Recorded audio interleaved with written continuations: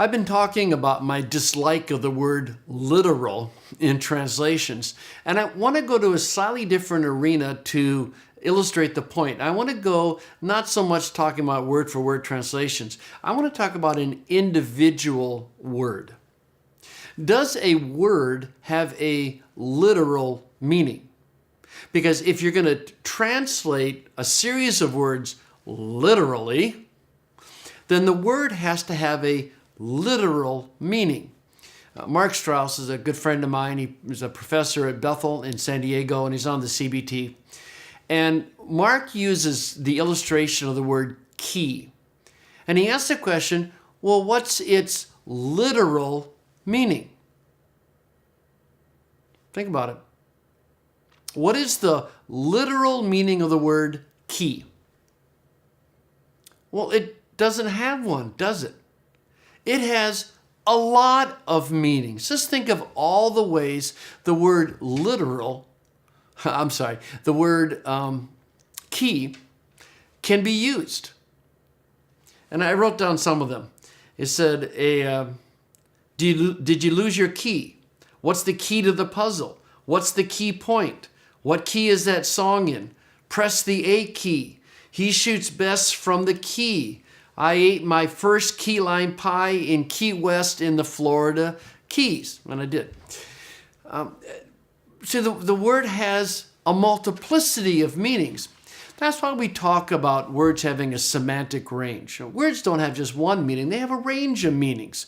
Some words have a range of 2 or 3 meanings. Other words have a range much larger than just 2 or 3. I like to talk about a bundle of sticks. A word has a bundle of sticks, and each stick represents a meaning, a use of the word. And one of the sticks may be larger than the other sticks. And so in first year Greek, when you're memorizing your vocabulary, we look at that biggest stick, we call that the gloss, and that's what you memorize, right? Okay. But take the word sarx, okay? One of the more common uses of sarx is to mean flesh, and so you will memorize sarx as flesh. But going back to key, it has no literal meaning. It has lots of meanings. Well, if words have lots of meanings, if it doesn't have a literal meaning, even if it has a dominant meaning, then how can you do a literal word-for-word translation? Because at every single point, you have to define the word. So go back to sarx. Sarx is used a lot in the Bible, especially in Paul, with an incredibly wide range of meaning. Sometimes it means flesh. Sometimes it means your sinful human nature. Paul says that he is in flesh, meaning he's personally present. Sarx has a lot of meanings. It has no literal meaning. Now, there's a gloss that you're going to memorize when you are learning Greek, but that's not its literal meaning. It's one of its more common uses. Now, this is a very, very important point. So somebody says, I want a literal translation. Okay. Go to word 1. What's its literal meaning? Doesn't have one.